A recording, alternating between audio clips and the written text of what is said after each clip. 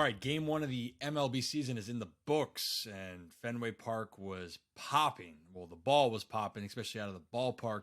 Orioles get the win in game one. Got a little too close for comfort, but you know what? And I said it yesterday in the tweet, you have to find a way to win. It doesn't matter how. Win the game, find a way to win the game, and the Orioles did that, pulling it off 10-9. So first and foremost, I'm going to start off with this.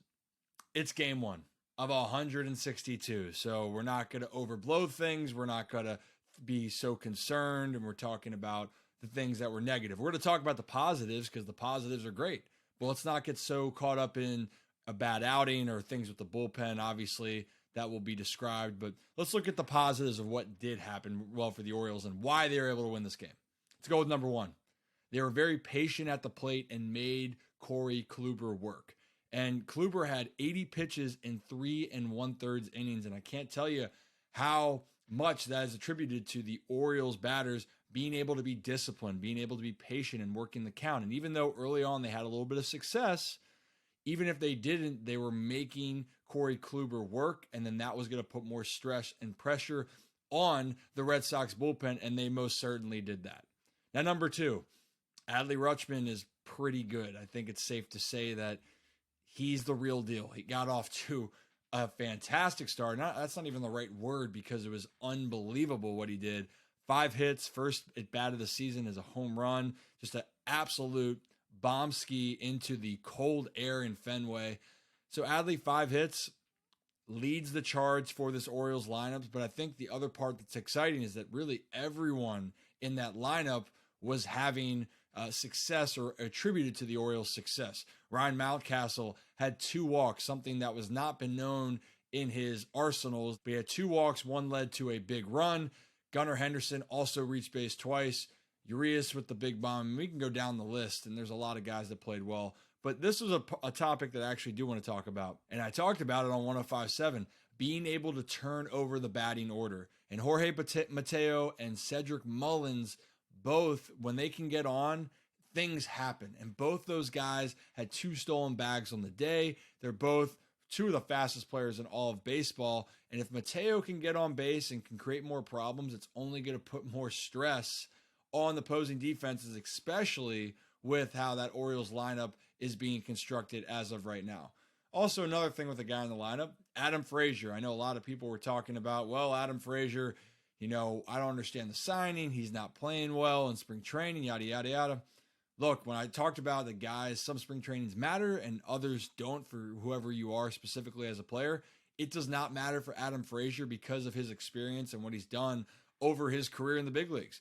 And what's he do in his first game with the Orioles? He has 2 hits. He has a stolen base. He makes things happen. And that's what you want. That's that veteran leadership that you were looking for your team. Hopefully it continues on for Frazier. But right now, that's a fantastic start for him.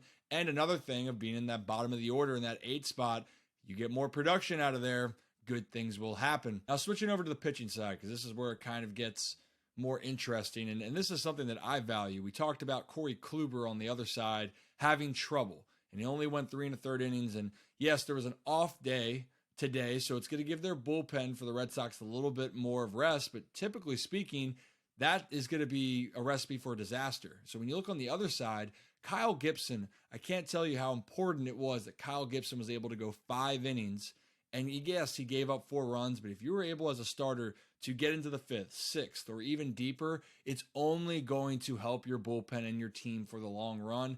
And I loved also, especially after long innings, yes, first game out, it's hard to be perfect, especially when you're sitting there for a while, but Kyle Gibson righted the ship. He was able to get some ground balls, and the defense made some nice double plays, and was able to bring a little bit of stability to the Orioles in this situation. Now, as for the bullpen, I know this is probably going to be the talking point, but we're not going to jump down to all these negative parts right now.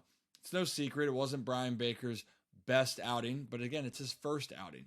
Let's not jump into it too much. Batista closed the door. Yes, it got dicey at the end, but again, you find a way to win, you do that enough, that is what's going to help you continue to find ways to be better as the season goes on. And the ultimate goal is, can you be in the hunt when you get into the summer and towards the fall? And I think if there's one biggest takeaway I would have from this game, just relax. It's awesome that baseball is back. And the true thing that matters is that winning games, specifically in your division, are going to be even more important. I know that they dropped from 19 to 13 games or 18 to 13 games, whatever the number was. That means that the division games, it's going to be harder to make up grounds against your opponent, and you need to win those games against your divisional opponents still. That still is meaningful. And for the Orioles to get off on the right foot, especially on the road, is a great sign. Now, the next thing for the Orioles, win this series and then get ready to move on.